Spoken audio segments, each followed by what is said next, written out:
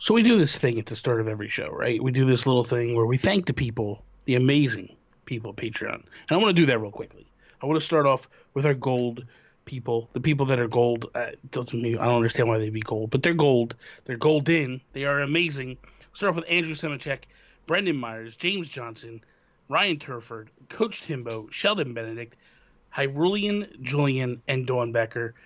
Platinum producers, Mr. Mark Moody, the glorious one, Diamond executive producers Bobby Miller, Lee Navarro, Ted, Corey Hicks, Jonathan Brown, and our newest patrons over on Patreon, the amazing Nasty Boots and Tammy. Thank you guys so much. You guys mean the world to us. Now on with the show.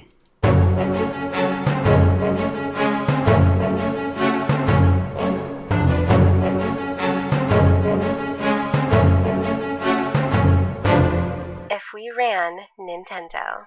What is up, everybody, and welcome to episode 156 of If We Ran Nintendo. I am Bobby, the Nintendo Guru, joined by the greatest co-host in all the land, Mr. Sean Capri. Bobby, maybe the greatest co-host, but you're below average dad, as I realize that we're kickstarting the show, and I've got no eyes on the baby. I don't know what's happening. Chelsea is out. It's just me and Lincoln. Don't say that on the air. What do you mean? What do you mean? He's gonna come running down the steps and be like, "No, he's sleeping. Yeah, he's fine. He's a good boy. He's a good boy." Okay. But if you don't mind, like, I should probably check. You probably should. I mean, I can handle this part for myself a little bit. Yeah. If you got to run and check, that's fine. I'm not gonna run anywhere. I'm not Toby or anything. I'm not gonna go run after the dogs or whatever. Okay. No. Well, I'll let him wander out onto the street, and I'll go find him later. Wow, that's not even funny to joke about. Okay, like, he's fine. Everybody can relax. He's fine. Okay. I'm glad you're concerned, though. He's a big fan of yours, Bobby, already. Let's see, he's a good kid, man. He is a good. He saw your video up on the Chromecast, and he sees your cartoony face, and he points at you and says, "Bobby." He likes you, man. Except for when he's actually face to face, then he gets all shy. He gets a little bit shy, but he's like, "That's that guy talking to me." I don't That's like that me, guy. Man. That was me. I was very shy when big grown-up people would talk to me. It's too much to handle, especially when such a big deal talks to you, like the guru. I'm not a big deal. Please stop it. Here we go. No, you're right. Sean, let's kick this episode off like we do each and every episode with our shout-outs. Geek outs. Oh, Pedro, my friend Pedro, he's got a little banana, and I'm running around like a Deadpool game on acid and stuff, and I'm shooting the things. Bobby, Pedro, my friend Pedro is pretty good. Good stuff. Good stuff. Oh, no, man. I'm not liking the way he moves at all. It's kind of floaty, right? Like, yeah, I don't like that, man. I was just kind of like being jokey because it's a funny thing for me to do the shout-outs and the geek-outs all put together. But do you want to talk about Pedro a little bit? I mean, I bought it yesterday. I bought it too. I was stoked, man. I like the idea and what it is, and I like it is kind of like Deadpool-ish. Yeah. But it just feels like he's real super floaty, and I don't like. I really thought that when I was watching trailers of the way he was moving and stuff, that it was more precision and a little bit faster than it was. I figured what they were showing was like slowed down stuff, not actual how slow it is and weird. I don't know, man. I had some trouble with it. I'm not gonna lie. Brandon Myers was cheering me on in the chat, and he gave me some tips, which was kind of nice. The other thing too that I don't like about these games anymore that are coming out, like there's 60 million moves, man. Like, oh my god, it's so complex. The same issue. I was like, what buttons am I supposed to like? This is okay. So let's just pause for a second because we are old. So maybe we can just this will be old men yelling at clouds. And I'm like, there's too many buttons. Dude, it's just like, here's one to target. Here's one to shoot. You pull the trigger, the sticks to shoot apart and all this. The left stick does too much. Spin. My thing is the left stick alone does too much. It moves you duck into a roll, you push it for the slowdown. Like, it's all with one thing. So on one hand, I'm like, I'm glad that it moves slowly because it literally takes my mind like, okay, I got to go over here to push this button. I got to go over here. But man, when you start to put some of those highlight reel kills together, like it does feel pretty damn good. But we'll see. It looks like garbage on Switch, man. It looks real bad. I don't know. Anything else you geeking out about, Bobby? Now that you've canceled your other podcast? Kind of. I didn't cancel a podcast. Well, I kind of did. Kind of canceled. I merged the podcast. You want to let people know in case they missed? What's that? Do you want to let people know? Because like six times more people listen to this than that show. Basically, what I did was I took Nintendo PlayStation Podcast and kind of pushed it into Nintendo Talk.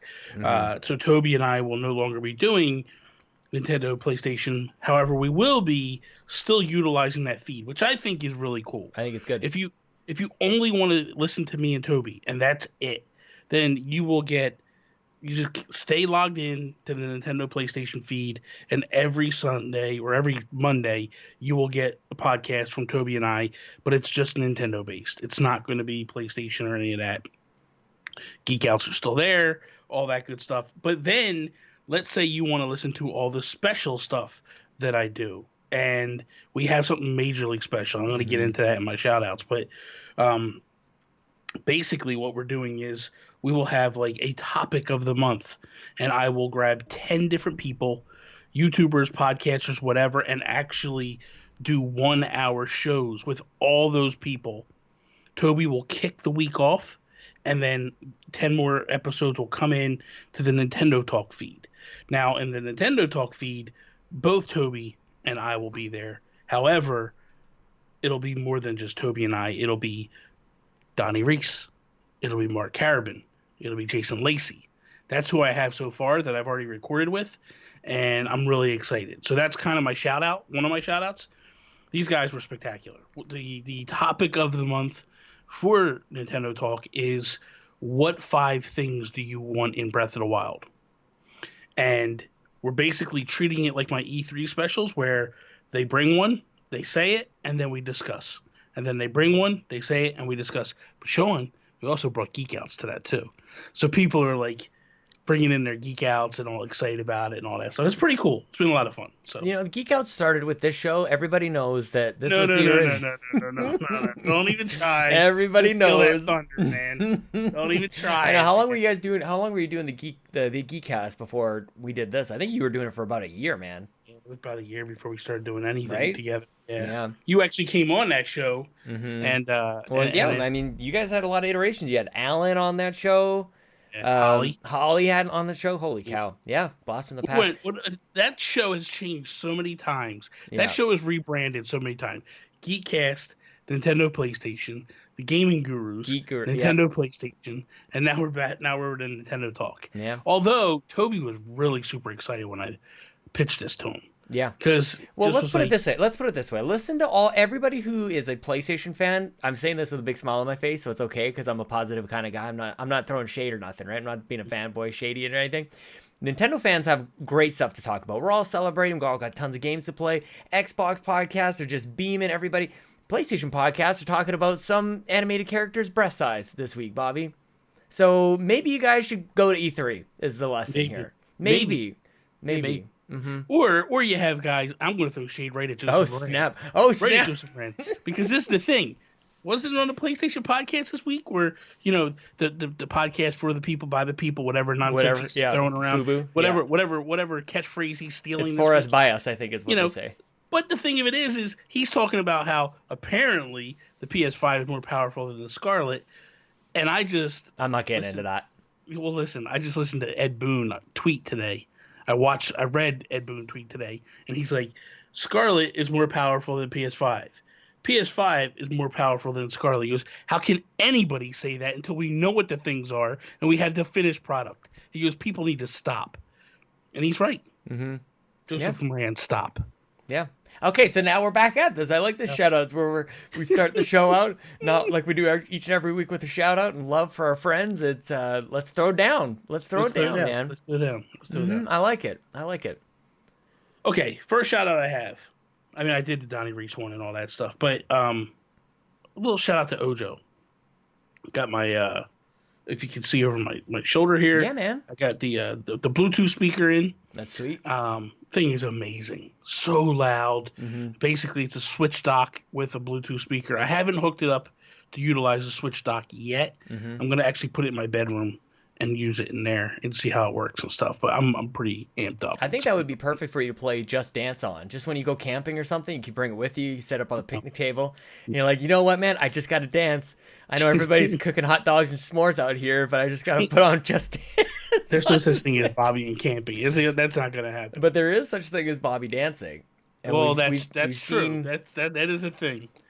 But you should have a damn sponsorship with you from Ubisoft. You would kill it, man. Can I just say, how is that not a thing, or are we just completely out of it? Where like rhythm games completely missed the boat. I thought when Rock Band and Guitar Hero came back on the current gen and Twitch was a thing, how are we not having like talent shows and stuff that hitting from all across the world? And same thing with Just Dance. Like, how is this not a thing? I mean, like, I did a something with jams one time on Co-op Kings. Oh, here we go. Now I'm talking. And I was like, I was dying. Mm-hmm. It was some. You need to consult the doctor before this stuff, Bobby. It was some yoga thing or whatever, and I was just like dead. Dead. I'm like, I'm not doing this nonsense. Stick to Fruit Ninja, man. Yeah, it was just crazy. Exactly. You have a shout out there, Sean? I do have a shout out, man. On a serious note, I joke around a lot. And a friend that I met on We the Gamercast many years ago came on with a harrowing story of getting blowed up. So that's a great episode of We the Gamercast with Chris Berto. Chris Berto's wife is having a surgery. I believe this is preventative though. That it's likely that she could develop breast cancer, very likely, and then to get around that, to prevent that from happening, she's having surgery to have that taken care of. So they're running a GoFundMe, and I wanted to give him a shout out. Everybody should follow Chris Berto. You'll find him as Sergeant Bones, SGT Bones _ on Twitter, right? Underscore? Yes. Yeah. And then he's doing a number of charity streams on his Mixer channel, mixer.com/Sergeant Bones, SGT Bones. And I'm going to join him next Thursday. It's the 27th. He's going to do a stream. We're going to play some Brawlhalla, I believe. So you guys can follow me at Sean Capri, twitch.tv/Sean Capri. I might even do a co-stream on Mixer. Just want to bring some attention to this, man. It sucks that no matter where you are in the world, whether you have healthcare or you have insurance or whatever, like surgery kind of puts you out, takes you away from your work. It takes you away from a lot of stuff. Yeah. And we're all friends. So if you can, give as generously you can. And Chris is a good dude, man. He's a good dad. He's a good husband. He's very caring for his family. Yeah. And every other year there's a damn hurricane that rips through their house. So, you know what I mean? Yeah, maybe just move away from Florida though, Chris. If anybody deserves a little push, a little help, it's that guy. Yep. And if you can do anything to help out, please show up at that stream, even if it's $1, 50 cents, whatever it is. It all adds up. Definitely. If we can do something to help, it would be amazing. Because nobody needs to go through this stuff. And unfortunately, as life happens, things like this start to happen. And, she is a fabulous woman as well. And they definitely deserve mostly some help. For putting up with them, right? That's what you mean? Right. Don't you stop it. I just got to take us... Listen, I got to take us out of here to, like, wherever we're going to go somehow, all right? We did our thing. Okay. I love you, Chris, and he knows I'm joking. I'm going to kind of go serious a little bit, too. Oh, dang. Okay, I take it back then. With my next shout-out is to my mother. Oh, wow. I told you this last week, but she fell down, broke her ankle. The doctors thought it was 2 breaks. When they actually went in to do surgery, it was 4. And she's going to be out of commission for a little bit. So tomorrow, I'm actually coming home after work, recording a podcast with Bill from Run Jump Stomp. And then I'm shooting over to my mom's house to just spend a little bit of time with her and all that stuff. So, that's rough, man. But dude, this woman is a blessing to me. I would have nothing without her. When the divorce stuff happened, she was like you and Toby, where it was just like, what do you need? Let's get it done. What do you need? Like she literally gave me a loan to buy this house that you see that I'm sitting in. And I paid her back, so don't think I'm a scumbag. Also, life. She gave you life. Well, that's not. Listen, I brought life to her. The greatest day of her life happened the day I was born. That's probably true. That's very. That's no probably. That is the truth. She knows it. She knows it. And then that demon seed bastard child she had after me. Wow. That totally ruined things. But then she always has the wonderful grace of me, so she's okay. Trust me. She knows. I'll trust you. She knows. I have one final shout out. Do you have any more? No, I wanted to focus on Chris. Okay. Final shout out before we go into our stuff. Backlog Busters. Oh, actually, I didn't. Surge, He confused the shit out of me. Sorry. He really confused me. So go on. You do your thing. He wanted me to do a thing. I didn't understand it, but I'm sure you're going to speak at least somewhere to it. I don't know. All I know is I was on an episode of Backlog Busters yesterday, and doing predictions. What? It's such a train wreck of a podcast. Like, legitimately, these two... Jeremy's in a bathroom in a hotel someplace. Oh my Sean, God. This is the most stupidest thing you will ever see in your life, right? It sounds like a challenge, man. So Jeremy is like this, right? Yeah. He's got these earbuds, right, from Apple. Right? Yeah. He got them in his ears. Uh-huh. And then he's got one looped through Yeah. his glasses.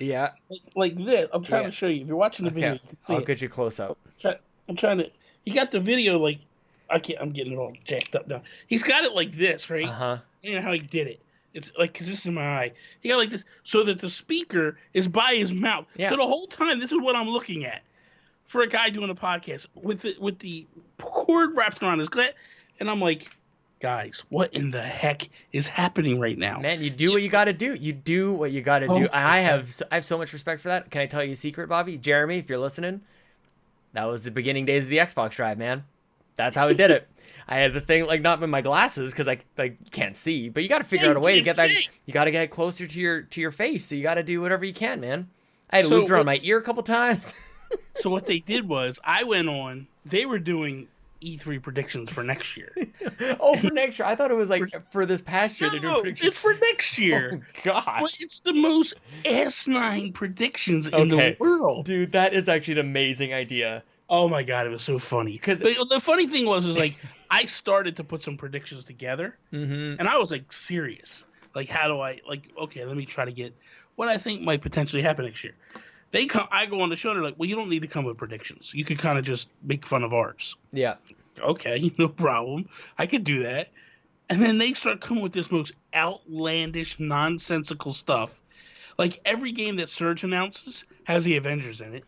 And I love it. This is ridiculous. I love it. But you know what? The two of them were fantastic.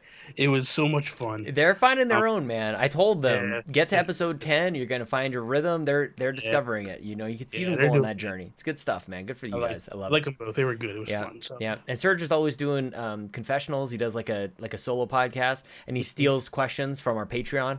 Like, I'm pretty sure he really does. Like, he takes the questions from the Pants podcast, and then he'll answer them. That's funny. Like they were pitched to him. I like it. Imitation and flattery, something about it. Do what you gotta do, right? All right. I've got a sweet sweater on this week, man. It's been a long time since I really highlighted my shirt. Look at this. Look at this. It's a Nintendo 64 shirt, and it smells like Lincoln. I don't know if you think this is nice, but I like it. It's got Nintendo all up and down the sleeve. It looks like it's the same size as when I was a child, because it's kind of tight on me a little bit, Bobby. But it's nice. Good Lord. You're going to fire me so fast, dude. It's coming, man. It's coming. I was just hanging out with Jason Lacey last night, so be careful. No, he's way better at this than me. Yeah. So, okay, so let's jump into some topics. Oh, no. And we're doing something a little different this week. So what I did was I grabbed a bunch of, I don't want to say hot button topics, but some stuff that's kind of right now, what's happening this week, and we'll kind of have our way with it and kind of discuss and all that stuff. So the first thing that I want to talk about was actually pretty impressive, pretty exciting news, or just interesting news per se. This comes from Nintendo Enthusiast. Cuphead developers Studio MDHR want to make a Zelda game. Studio HDMR is riding high right now. Their debut game on Cuphead is a smash hit on Xbox One and Nintendo Switch, and its DLC, The Delicious Last Course, is scheduled for release this year. However, the developer is always looking toward the future. And as Destructoid previews, the magazine Nintendo Force has interviewed the heads of Studio MDHR for its upcoming issue. Among other things, they discuss strong desire to make a Legend of Zelda game. They said a sprawling Zelda title brought to life in a doting 2D hand-style animated style, think of all the expressiveness in life they could bring to the tribes, people, and enemies of a universe that rich. And much like Cuphead, we would get to we would get to test our design metal coming up with screen-filling bosses of an entirely different nature. So that's Wow. basically what they're saying. Like, and for me, I think about it and I'm like, dude, that would be awesome. Mm-hmm. The only thing I wouldn't want though, You don't want I the wouldn't. difficulty. Well, the difficulty I'm fine with a little bit. It's pretty But tough. no, I know it's pretty tough. But I would also, if they're going to do it, I don't want it to be boss rush mode like Cuphead is. Right. I want it to be a true. I mean, I wouldn't mind the 2D hand drawn anime. I think that's all a fantastic idea. But I would just like it to be, you know, where you don't, where you're not just side scrolling and then you go against a boss. Yeah. You know, maybe like you do have an overworld and all that stuff, and you do stuff. I'm all for it, man. I kind of hope that MDHR stays in this groove of that animation. It doesn't necessarily have to always be 30 style animation. I think that might be able to become a little old hat and expected, not surprising anymore.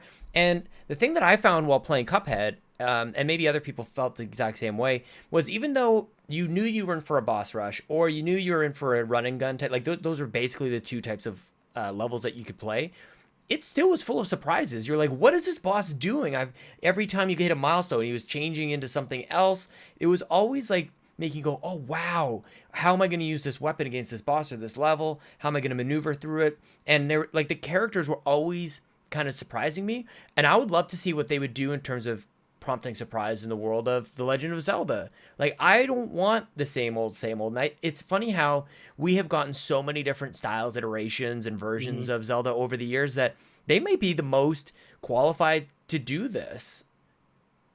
I agree, and for me, I look at it and I go, Nintendo has been real free with the Zelda franchise, and I don't know, like if we ran Nintendo, I don't know that I would tap this studio to make a Zelda game. I don't think a full Zelda thing. I think there is some sort of value in like, I don't know, an offshoot kind of like almost if there was still a 3DS, you'd have like the major pillar Zelda games. This would be like Triforce Heroes or something like that, or like you have like your major games, but then you kind of have these offshoot things. But also, isn't there a ton of Zelda stuff happening already? So maybe that's part of the conversation. And that's where I'm saying, like, if it was me, and I'm not being facetious, I'm not being a smartass, anything like that, I would go to them and say, we want you to do the 2D hand-drawn stuff with a Kirby game. Oh, and I feel like, Bobby, what? And I think Kirby fits perfectly because of this. Typically, when you play Kirby games, they're super easy. And if they were to go, like, if they were to meet in the middle... I can't believe my ears right now. If they were to meet in the middle a little bit, I think they could do some fantastic things. Seriously. And it's probably be the first Kirby game that I got excited to play. I mean, okay, so I thought we were locked in on Zelda. This like blows the doors off of everything, man. I like that a lot. Well, I'm surprised you go to Kirby and not something like Yoshi, where I do feel like there was at least one Yoshi game that hardcore Nintendo fans are like, that's a good game.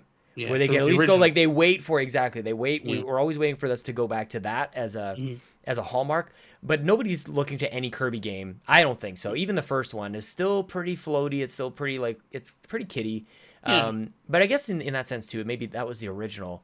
Man, that's such a great idea. Both those games are different, lend themselves well to different art styles. Nintendo's been exploring with freaking clay and whatever else and yarn. And that's what I think. I think if Nintendo is going to, take a risk, they typically take those risks with Kirby.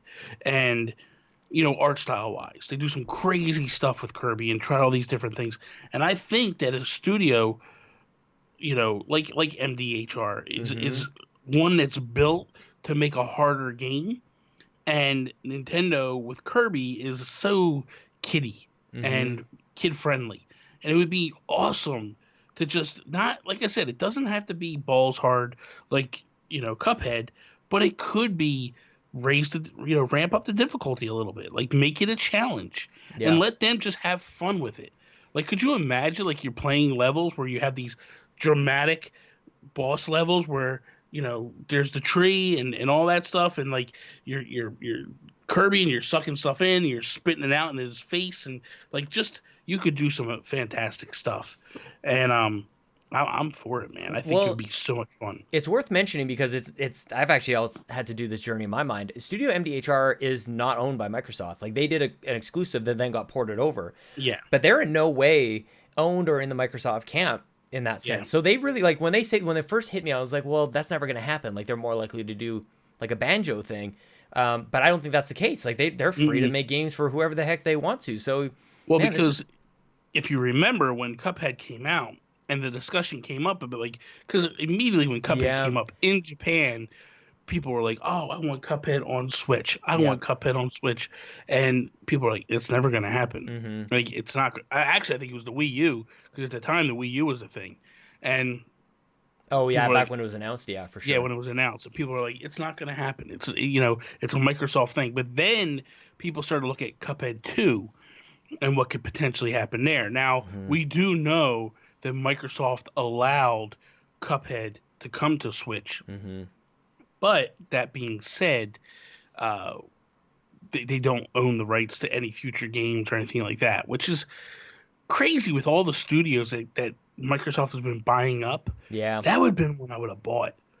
They gotta be talking. They have to be talking, man. You would think, right? I mean, that game changed their lives, and Microsoft was able to make that happen. I mean, man, you could Studio MDHR could make a Banjo game. They could, you know what I really like to see them do? You might have heard of a studio called Image and Form. They have a game called SteamWorld Dig, Bobby. You may probably never played this. But in all seriousness, we've seen what they've done with that world when they go from Dig to Heist to Quest and everything else and back to Dig 2. Wouldn't that be amazing to see them kind of explore what else can they do in this Cuphead world and franchise and series? Like, what would the next... I don't want necessarily like a Cuphead 2 just yet. How do they explore another genre?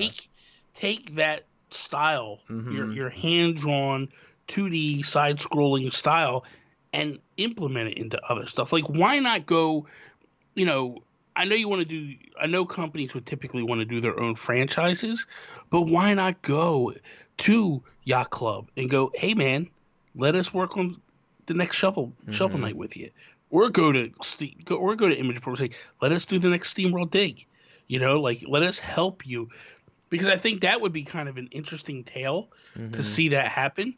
But I'm pretty sure that this is a studio that doesn't really need to help other studios. They can just crush it themselves and do stuff. But it would be interesting to see, because I think about it, and I think about what franchises would work well in this art style. Shovel Knight all day long. I think that just, would be fantastic. But like I said, Kirby, Yoshi definitely would work. I don't know that Donkey Kong would, but it might, like Donkey Kong Country. That might be another one that works well. I don't feel like Zelda works well because Zelda's not a side-scrolling 2D game. Right. There has been one game in the franchise, but it's not the most popular. So, I mean, unless you're going to get them to remake Zelda 2, which I'd be all for that. But that aside, actually, man, that is a fantastic idea. That would be awesome if they redid that Zelda. It would be pretty cool. But I feel like this studio coming in would be pretty spectacular. Star Fox is the answer, Bobby. 2D Star Fox. Not. Yes, no, it is. It's not. 2D no, Star it's Fox. Not. Yes. Stop okay, it. just in all seriousness, I know you hate Star Fox, but I want a redemption story. I think Studio MDHR could do it. What I really want with Star Fox is either in this sort of style, or maybe MDHR could do like an anime style as well. I don't know if they're allowed to do that because they're not Japanese. But I want Star Fox in like an over-the-top, almost like Fire Emblem kind of way, where you get like the cutscenes, and it's like, it's anime time, man. You go through like a UN Squadron or Gradius style level. You get at the end, there's all the warping or the different paths you can take depending on if you get your 100 points and whatnot. I think that would be absolutely amazing. I want to see that animated style, and I want to hear Todd Oxtra jump on that bandwagon as well. I think he's with me. I don't know why. Awesome. Maybe Mark Caravan or Rybo. Maybe. We'll see. Ryan Turford. We'll see. Whatever. Stop. Anybody, please, God help me. Okay. So the next topic is BRIE LARSON has made it very vocal that she would like to be Samus Aran in a Metroid movie. And this kind of all started, just to give a little backstory, a few years ago, she tweeted a photograph at Halloween of her dressed as Samus, and basically someone someone put out a tweet of the picture and just basically, and it's going back last year, and basically said, Brie Larson dressing up as Samus Aran for Halloween is as close as we're going to get to a Metroid film, isn't it? And Brie quote tweeted that and said, I hope not. I want to make that movie. So she's come out and basically said that she would be very interested in making that movie. Now, my question to you is this. Number one, have you seen Captain Marvel? I've not, but I saw Avengers. Avengers. She's in there. Yeah, and I don't know for me. Yeah. If she's right for the part. I'm with you. I have someone else that I think would do a better role. Oh, really? Or better, but yeah, man. I think Scarlett Johansson. I would like to see that. I would because when I look at the characters, right? I look at Brie Larson's Captain Marvel, and then I look at Black Widow for Scarlett Johansson. Black Widow makes me think more of a Samus Aran. Yeah. Where there's going to be hand-to-hand combat. There's going to be all this crazy stuff that goes on with that movie. And for me, I just get that vibe that this is what it would be. Like, this would be pretty spectacular.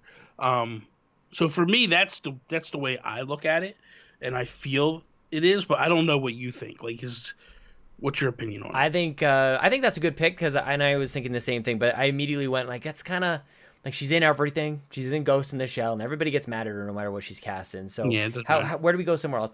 You know what? I think Blake Lively could do it. That's another one. I don't know though, because here's my question. This is what I want to say. No, not her. No, I take it back. Well, also her, but who was in? Oh, damn it! Who was in Looper? Oh crap! I'll look it up. You okay?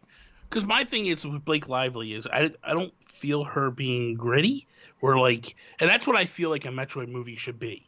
I feel like a Metroid movie should be very gritty and very like just raw in terms of like, I view it as like an Alien. So when I think of Aliens, I think of Sigourney Weaver. I was obviously Sigourney Weaver but for sure. So for me, I think of it like that moment, and so who can play that type of character in this game or in this movie, and that's why I feel like Emily Blunt. Damn it, Emily Blunt is the one. That's my pick. She would be good. Emily Blunt. She was in that the day after. No, what the hell is that movie called? They renamed it. God, I'm the worst at this, Bobby. Anyway, you keep going. I think Emily Blunt would be really good in it, and that's when I think about it. That's basically where my mind goes. My mind goes to these roles where they're going to be combative. They're going to be doing stuff. Who knows? It's just it's crazy to think. I know Brie Larson is a very attractive woman. A lot of people like her. I only saw her in one movie, and that's it. I don't know where she came from. And why does it always have to be somebody? Why look like Star Wars? Who heard of Rey before she showed up? Nobody's. That's true too. I mean, that's the thing about some of these movies. Sometimes the franchise and the property itself can pull the weight. You don't need like this Mila Jovovich to pull Monster Hunter. Like, I mean, maybe you do on that one, but yeah, you don't always need a recognizable face. No, I mean you don't always need a recognizable face, but like when we think of casting, we don't know the nobodies. Okay, so if we ran Nintendo, that's the name of the show. Yes. I wouldn't even put it on the front cover. I wouldn't even let anybody know. It's Samus and it's in the mask, and you actually don't find out who it is until the end. Yeah. I think that's probably the best way to do that, kind of a reveal. And that's the thing for me. When I don't feel like a Metroid movie makes sense to me. Just because Metroid is very, very lonesome and it's not Aliens. You know what I mean? Like, Aliens is Sigourney Weaver running through spaceships with these aliens coming after her, and she's fighting them off. And, I mean, maybe you can do it. I don't know. But I just feel like without ripping off Aliens, how do you do it? Yeah. And Aliens was such a special movie for a lot of people that how do you make this movie? And I'm sure people are probably screaming at me going like, no, you can do it.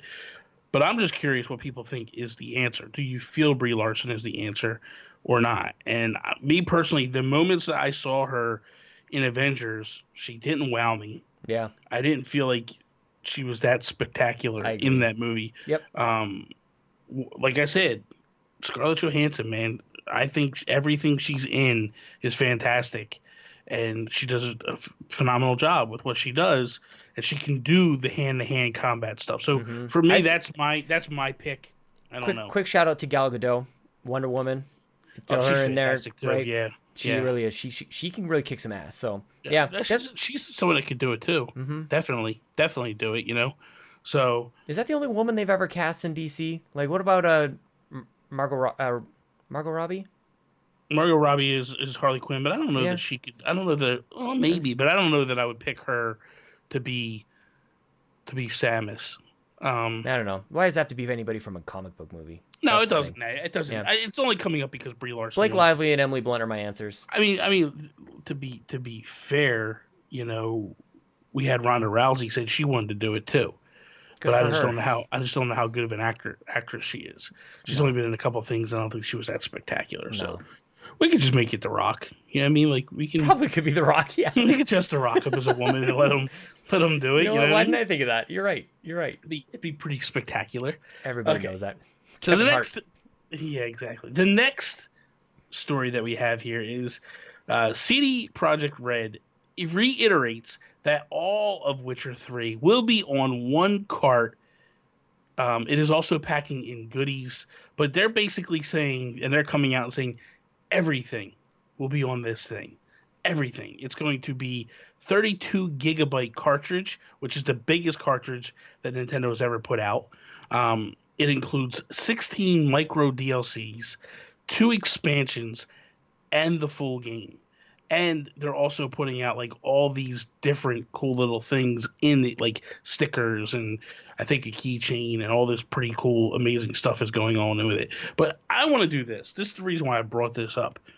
I want to praise CD Projekt Red because they're taking these massive games, putting it on one cartridge. You can't even get Mega Man Legacy 1 and 2 on one cartridge. Capcom is so cheap when it comes to this stuff. Like you buy even Platinum. You buy Bayonetta 1 or you buy Bayonetta 2 and Bayonetta 1 is a DLC code. You buy Mega Man Legacy 1, Mega Man Legacy 2 is a DLC code. You buy Resident Evil, the second one is a DLC code. It's like, why are these people just so hepped up? And we'll even throw it at Bethesda. You buy Doom, and you have to download all of the online stuff.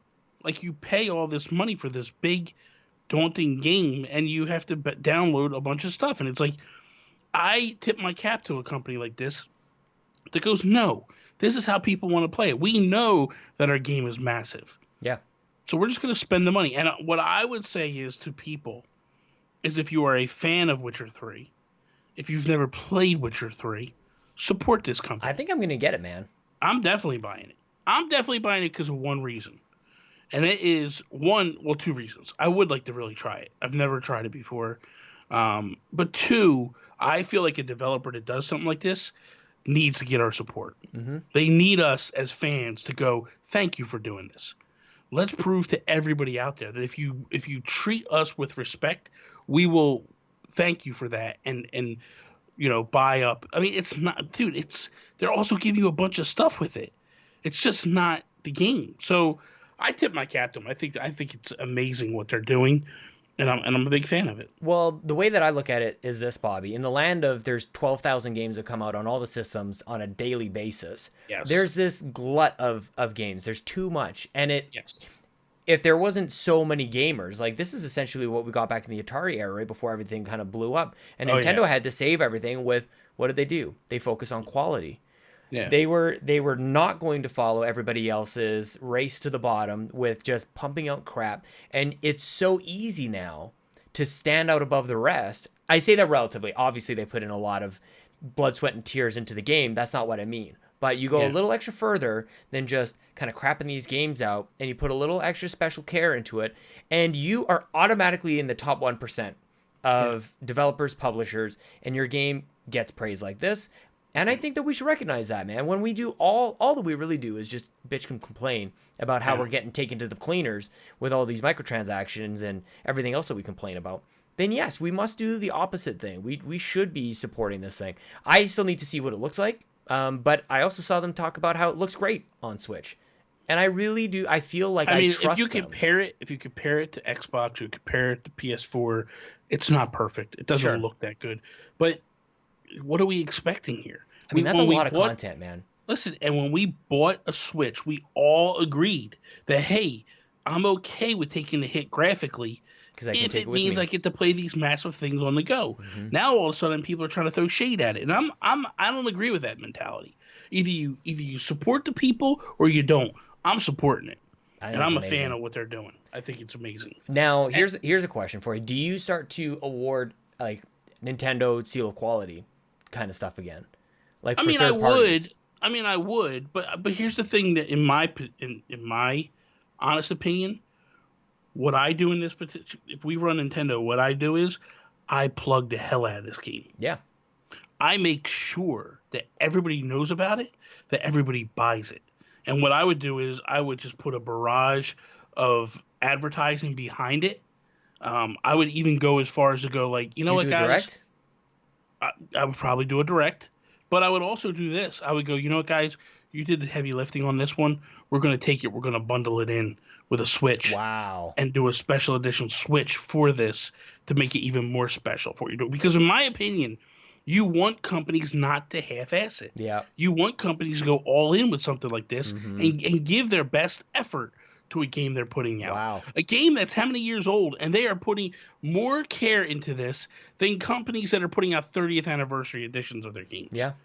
Like, most forget about the 30th anniversary for the most part. Yeah. And then the ones that remember it is kind of like this half-ass thing. By the way, they're still who's doing the port? Are they doing their own port on that one? I think they're doing their own port. Yeah. And they're doing Cyberpunk right now as well. Like it's not like they don't have anything to do, and it's not like they're not going to be making bank on that game. Is going to be massive, dude. Which I wonder, part of me wonders, like, if this game sells well, do they start looking at bringing that game to Switch? Now I know that game's massive, but we're also in a position where it doesn't have to come right away. What if it comes with the next iteration of a Switch, at that time, Yeah. So it's a possibility. Who knows? Mm-hmm. It's interesting stuff. It's really interesting very stuff. Cool. Yep. Sean, quick question for you. Yeah. Because I'm really curious about this. Oh, really? If we ran Nintendo, would you reboot Diddy Kong Racing? Oh, definitely. Yes, please. Why not? Yes, wouldn't you? I don't know. And that's why I wanted to have the conversation with you. Because I know a lot of people love it. Mm-hmm. I know a lot of people think it's fantastic. Mm-hmm. And I, too, I did love it when I had it. It was the first time I ever played a game that had like a story-based racing to it. Like you had to finish in a certain place to advance the story and get more tracks and unlock characters. But I don't know if I just go, hey man, we are going to make a new racing game in the Donkey Kong world and just make it Diddy Kong Racing that way. No. Or do we do what they do to differentiate it from Mario Kart? But I'm just curious, like, what are some things that you like? What was made you love that game so much? I don't know, man. I just wanted something different. Like everything seemed to be exactly the same with the kart racers, and I liked the Donkey Kong world. So I guess what you're trying to say is why wouldn't that be good enough? No, I love the Donkey Kong world too. I'm not as crazy as Jacob Rush, but but I do love it. I am a fan of Donkey Kong and the franchise. Part of me thinks that the way to bring it back is on the 64 Classic. And that would be like, I don't know if I want much more than that, to be honest. I mean, that would be your thing, and I think that would be the way to bring it back. Obviously, to get that vibe back, but and just to see, like, you don't even really commit to anything. Just see, like, are people really pumped about it? But then you have to have Mario Kart 64 on that as well. So then you have two kart. Then we get into a whole other topic. Well, the thing of it is number one, we don't know that the classic's coming. You know what I mean? Like, I thought the classic would have been here by now if that was the case. I think they might be out of that now and just like, let's move on. There is no way, man. And you know what, dude? Like, if you think about when they announce those things, there's still time for this year. Yeah. There's still time for a Game Boy Classic to be announced. And can you imagine when Pokemon Fever is at its highest, they also drop like a Game Boy Classic, and there's another Pokemon game over there, dude. That would be insane. Possibly. I don't want to derail though. All right. What I want to say is, if I did reboot this, I would almost go the way of what Crash just did. Yeah, and I would remaster. I would take the game and remaster it, and just that would be my kickoff to reboot it. I would basically go, we're going to remaster this game.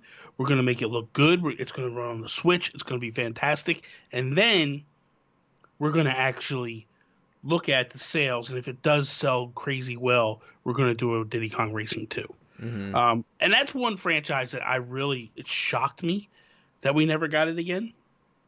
But I also wonder if it was, I don't know how it sold.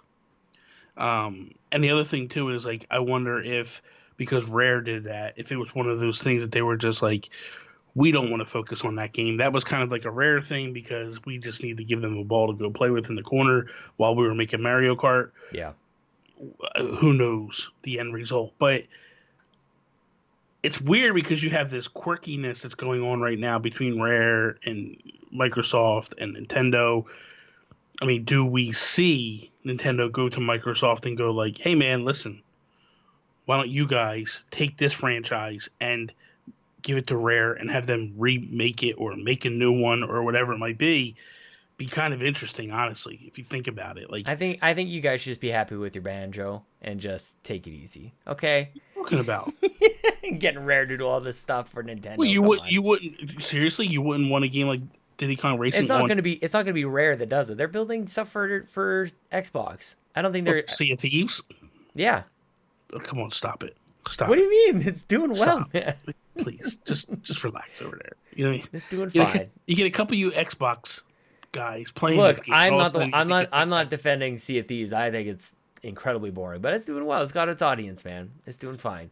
Well, Diddy Kong Racing would have a bigger audience. You think so? If you can give it to them and go, you can put it on the Xbox and you can put it on the Switch, I think people would lose their minds. All right, if you say so.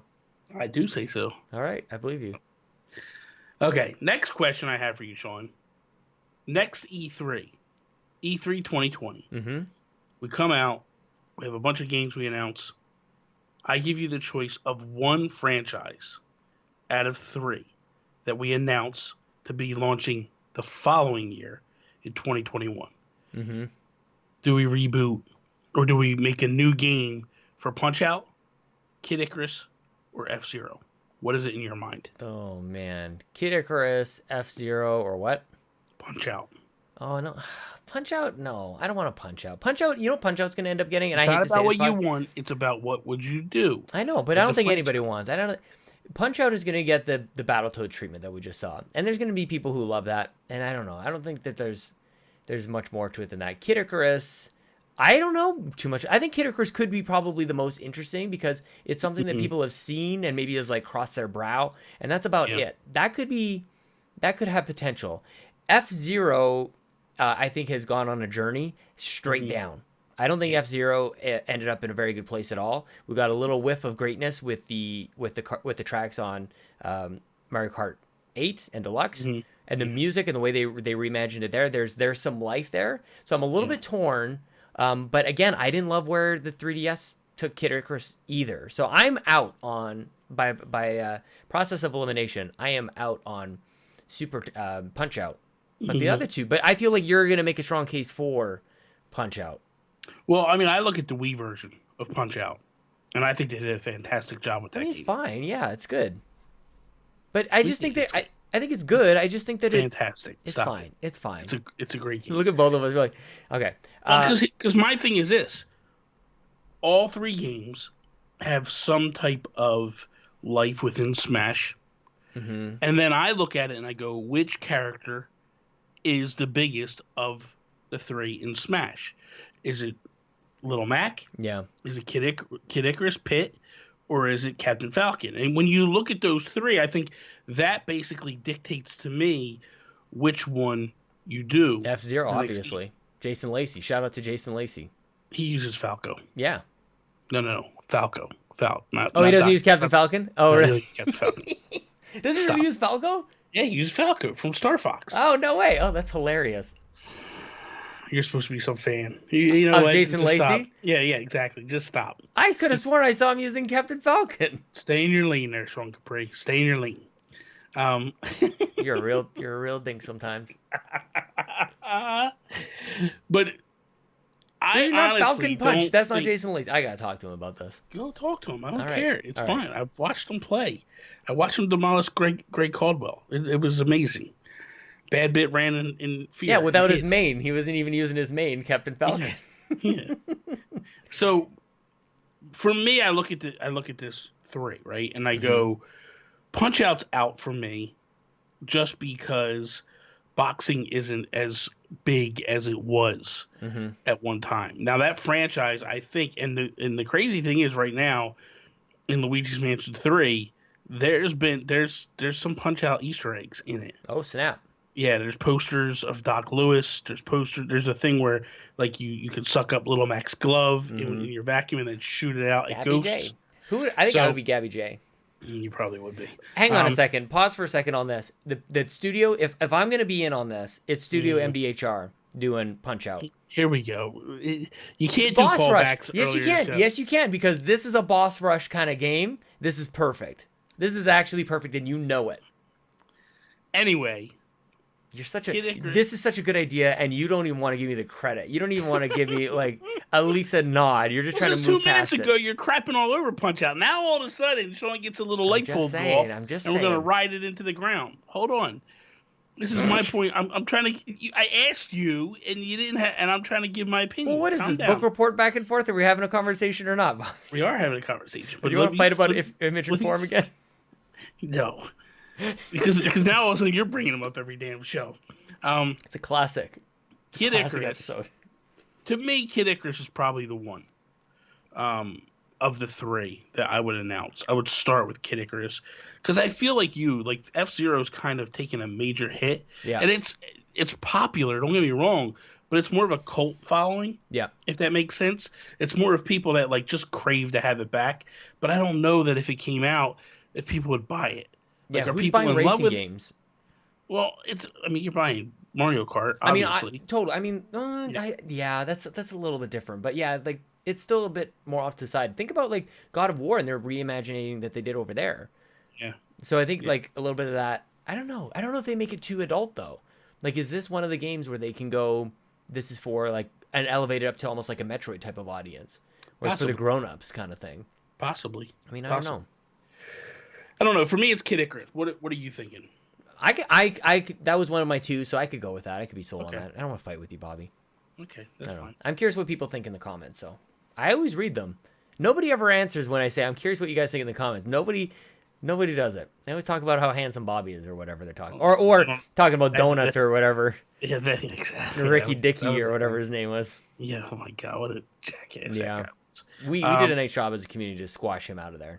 Pretty much. Yeah, that was good. So here's my question now, Sean. This week, a couple days ago, a company in China that is manufacturing accessories for the Switch Mini mistakenly leaked some photos, and in it is a picture of a Switch Mini. Yeah. People are running off now with this, saying, like, this is it. This is what it is. It looks a lot like a Vita, ultimately. Yeah. And I don't think that really surprises too many people. Like, what else is it going to look like? Yeah, but I guess where people are, where they weren't, the Joy-Cons don't detach. The Joy-Cons are attached to it. That's fine. Completely. I mean, no, I'm just saying, like, this is things that people, I guess, weren't really sure how that would get handled. Like, if it was a Switch Mini, maybe we'll still use the Joy-Cons. But no, this is an all-in-one solid piece. Mm-hmm. My question to you is just, for a personal standpoint, like, did you see images? Did you see the images? I've seen them, and I don't want to poo-poo anything, but I thought I saw an article that said the whole thing was made up, and it was a hoax, and that somebody was like owning up to it. So I'm not really sure what to make of this. I didn't see that. But I mean, in the world where I just want to call that out in case somebody else is seeing, they're like, you guys are idiots. You don't even know that it's. Yeah. So I don't know if it's fake. I don't know if it's not fake. But in the land where I think if we're Nintendo, we've kind of decided that we would do this. Yeah. we would make a little mini. Well, no, I agree with that, and I don't know that I'm asking in the world of that. I'm just asking like of what you saw of the images. How did you feel about it? Like because it is very Vita like. Yeah, that's exactly what I want. And the Vita was the great system. The one thing that I would say about going smaller is like the buttons and the thumbsticks on the Joy-Cons, whether they're attached or not attached, they are already as small as those things can feasibly get. Yeah. If the way that you are inputting on the system gets smaller or more finely tuned, then that thing it could be just for kids, like a 2DS is for kids, but I mean that's not for me then. So I kind of just wanted to call out that because I know that like we all look for when I look at the Switch and the removable Joy-Cons, I think of the adaptability there of what would it be like if we got larger ones, and we're starting to see some third-party stuff happen there. But you go smaller and they're attached and there's no way to kind of swap that out. I don't know if I'm really into that because as much as I did love my Vita and I played a lot of games on it, those thumbsticks were really small, those buttons were really tiny, and it's almost like the thing just wanted to pop out of your hands. And the images of this thing look small. Yeah. It's almost like it's almost like the analog sticks aren't truly analog sticks. Yeah. They're kind of like little bumpers that you move around on top. Now, I did just real quickly while you were talking, I looked up on Twitter, is the Switch Mini fake? Mm-hmm. And nobody knows for sure. Some people are just trying to analyze it and say, like, is it fake? Is it not? What do we think? And they're kind of breaking it down. So I just want to go under the world of let's assume this thing is real. Yeah. Let's assume that these leaks are legitimate. What do we think about it? And part of me likes it. Part of me doesn't like it. Yeah. The part of me that likes it is the idea of like I could grab this thing, I could throw it in my back pocket, and I can go wherever. Mm-hmm. And it actually works. And it feels more like a 3DS situation where I took my 3DS with me all over the place. Mm-hmm. Always had that thing with me. The Switch is a little bit more cumbersome. So for me, taking a Switch Mini all over the place is amazing, but I'm not a fan of those analog sticks at all. Yeah. And I'm not a fan of smaller buttons. I don't like playing the Switch in handheld as it is. Yeah. Because it just feels super small. Like them crazy big, I don't know if you saw the Hori cons that are coming out. I'm buying a set of those because those things to me are they're what I want from Joy-Cons. Mm-hmm. I want big, meaty Joy-Cons that I can, get my hands on and just grip and grope and, whatever. Definitely, anyway, so, but, but for me, like so a mini, like I said, part of me likes it, part of me doesn't. And it's one of those situations of, do you pre-order it because it's going to sell out and then you're going to be kicking yourself because you didn't get it? I think price tag's going to weigh a lot into it and all that stuff, so we'll see. I mean, you make a special version of it or a replaceable faceplate or something nice, and we'll probably buy it. Like, who are we kidding? Yeah. Next thing I want to talk about, with coming off of the Switch Mini we just discussed, Switch Pro. Yeah. When do you feel, or when would we launch something like this? Like, what is the ideal time? Like, and just saying like, oh, the same time or now, like that's not like if we're strategically looking at this, the Switch is still selling like crazy. Mm-hmm. You don't want to eat those numbers up. You don't want to stall that momentum. Yep. So you have to time this right. It can't just be a thing of like it's out now. I mean, you could go it's out now, but you're also you gotta make sure you have inventory. You can't go and go here comes this thing and then bang, you're into these not able to produce them enough to get them out to the public, because that's a real situation. They managed the original Switch launch very well for Nintendo. Like in years past, that would have been a debacle, but they didn't do that with this one.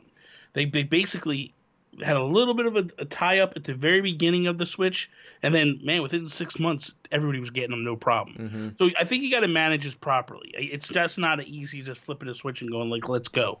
But for you, what's an ideal situation? Well, I think there's a couple factors that play in here. Number one, Pokemon's coming out, so you don't mess with nothing. Okay? Yeah. You have the most profitable version of the Switch selling right now because components are getting cheaper for Nintendo. You just push that sucker out like crazy. You don't split attention anywhere else. So this holiday is out. Yeah. Next spring is going to be an interesting time. There's a ton of games coming out that we already know about. And next fall is definitely the next Xbox, and it'd be interesting to see what happens with the next PlayStation. So you have a couple things to be weary about. It'd be very interesting to see PlayStation at PSX perhaps in November or December say PS5 is coming out, and it's coming out in March because that worked damn well for Nintendo, and we're going to be 6 months ahead of Scarlet from Xbox. That would be such a power move, it wouldn't even be funny. So I think about a lot of things when coming out with a Switch Pro, and whatever Nintendo can do to at least stay relevant. We know, of course, they don't need to be the most powerful system. The whatever Pro version of the Switch they come out with is not even going to be close to the gigaflops and teraflops that were coming with the new systems. But that doesn't matter. They just have to be in the ballpark, which they did with Switch with this generation. So I think about that, and then I also think about the Witcher 3 coming out sometime in the spring. So wouldn't it be, to your point earlier about bundling the Switch with a Pro to kind of get that, like, I mean, it works on Switch, but it works way better and very close to what you guys were experiencing on PS4 and Xbox One with the Switch Pro. I think that would be a very, very powerful partnership, a nice message to send to CD Projekt Red, and perfect timing, and a perfect case for it. The thing about the Pro is that I don't think that you're really going to have a Nintendo property sell why you need more power behind it. You don't need any more power for Mario Kart, Splatoon, Animal Crossing, or anything like that, but it makes a very strong case for some of that third-party stuff. So think about when those things are coming out, and it either goes head-to-head against PS5 or wards off PS5 and Xbox One happening in the holidays, kind of where I come at it. Because my thing is this. I feel like I'm agreeing with a lot of what you're saying. And to add on to what you're saying is, I feel like they're in a situation of, again, they're selling like gangbusters. You got to kind of watch that momentum. You don't want to tinker with that momentum. But they're going to lose momentum when Scarlet and PS5 get here. That's a given. Like, people are going to just basically stop buying because they're going to start buying the new hotness.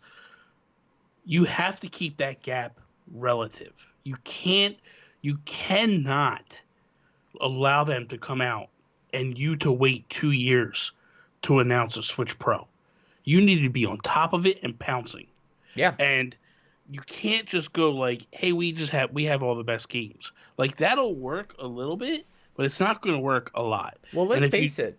There's never been a time, think about in all of the years that we've been following video games, there has never been a time where Xbox or PlayStation launched while Nintendo was at its best. They always launch when Nintendo's dying out, when people are thinking that they're a joke. PlayStation and Xbox have never been up against this might of Nintendo. I agree. And Nintendo is full of swagger right now. Like, it's almost like anytime something bad comes around, they just dangle something in front of your faces, and people just totally forget about it. The closest thing might be PlayStation 1, but even then, there was something not quite right with the 64. Like, they had, you know what I mean? Like, it was still like, and you look at the sales for every system, it's been less and less and less. Unless I'm forgetting something, Todd Oxford can maybe correct me on this, or you, but I don't think that there's ever been a situation even close to this. And if I'm Microsoft or PlayStation, man, next year's gonna be a fight. It's gonna be amazing to watch. Well, what I would do if I was Nintendo, I would wait for the first one to drop the hammer. In my mind, I would tell NVIDIA, like, listen, we want this next thing to be on par with a PS4 and an Xbox One. Yeah. It needs to be as powerful as those. It needs to be, and maybe this is something, I don't know, maybe you go 4K docked and 1080 handheld. Maybe that's something you look at. You know what I mean? Because I'm not saying you launch it this year. This is not, like, your Switch Mini is to get it into more hands as it is. But you need something to keep the third parties making games on your console. Yeah. The third parties are back home. You don't want to lose them. If you do not upgrade this Switch, I'm going to be honest with you, I really believe you start to lose people. I agree. Because it's going to be so much harder to get. They're struggling sometimes to get stuff running at proper frame rates. Yes, they can get the game on there. Yes, they can get the game playing. But to get the frame rates locked in and stuck. I mean, a prime example is Fortnite. Yeah. Right? Fortnite is not graphically intense. It is not a crazy game. But when you play an Xbox One version of Fortnite, Oh, which yeah. I have, Huge and difference. then you play it on Switch, total difference. Mm-hmm. Little things as like ambiance. Like I literally was playing tonight, right? Playing on my Xbox One, and I'm hiding out in this room, and I can hear birds chirping. Mm-hmm. I'm like, I never hear this on Switch. Yep. Never hear it on Switch. Oh yeah, audio quality is enormous. Like it's enormous amazing. drain. Yeah, totally. Yeah. So when you look at that, you look at a game like Fortnite that isn't a draw, isn't a major hurting factor for that game. Only runs 30 frames on the Switch. Mm-hmm. Yeah, it's a 60 big deal. on everything else. It's massive. Mm-hmm. So much so that they disconnected the crossplay unless you're playing with friends that are on those consoles. So if I just lock in, I can't play against Xbox.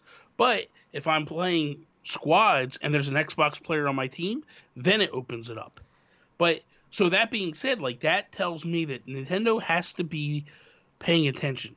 Now, I'm not saying that Nintendo needs to get on board with cloud and all that. No, but you need to make sure that that console is running, strong enough that that's the equivalent of a PS4 and an Xbox One. That's my opinion. The only other thing that I would say on this, and I want to give credit where it's due, and I almost want to say it was Alex Van Aken saying something to the effect of, when developers are creating games across all these platforms, we think of Xbox, PlayStation, Switch, and PC.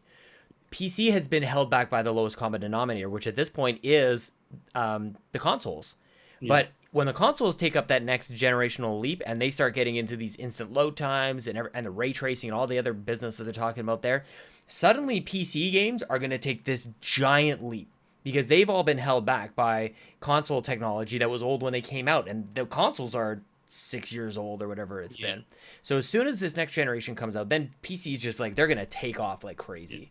And then everything kind of just goes even further away from Switch. So it's something to be wary about. So I agree. The Pro it's non-negotiable at this point. Exactly. And the thing too is what I feel the quickest, most fluid console on the market is the Switch. I can get in and out of the game no kidding. Seconds. Yeah. It is the fastest moving console in the world.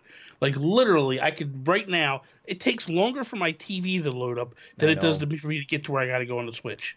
That's crazy. Mm-hmm.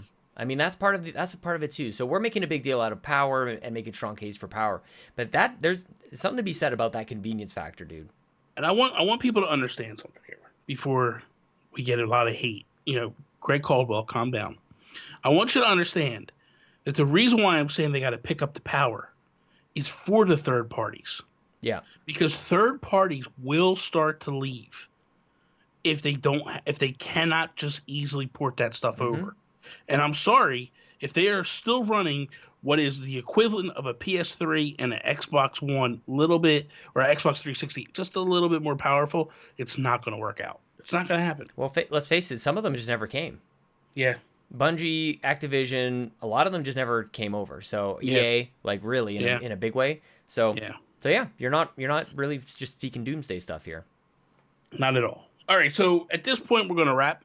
We're going to move along at this point, and if you are a Patreon member, we got one more topic coming at you, and Todd Oxtra is going to be the topic this week, and it's how would you tackle narrative and storytelling in Nintendo games? Breath of the Wild took a big step forward in gameplay, but the storytelling still felt dated and behind the times.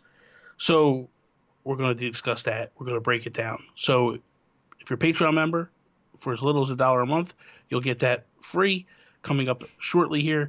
And if you're not, sorry, don't know what to tell you. No, I'm just kidding. Anyway, thank you guys. Leave a review if you are. If I may jump in, if you're listening and you're not a patron, but if you'd still like to support the show, iTunes reviews are absolutely amazing. If you guys could jump over there, share the show, talk about it on your own podcast, wherever you retweet the post, that would be amazing. That's all I got to say, Bobby. That'd be awesome. Thank you guys for listening. Seriously, jokes aside, I love every one of you guys. You guys keep us pushing forward and doing everything we did. Hopefully you enjoyed this little bit of a different flair with it. I enjoyed it a lot. I liked it a lot. If you did, let us know, please, because it might be something we lean into a little bit more moving forward. You follow Sean over on Twitter, Sean Capri, Sean like Connery, Capri like the pants. You can follow me at Nintendo Gurus. That is all. Peace out, Preston. Oh, I forgot what Toby's new thing is. Damn it. Ah, my name is Toby, and I played video games, and I do a new thing now. Toby. Yeah, that's not it. Shut up.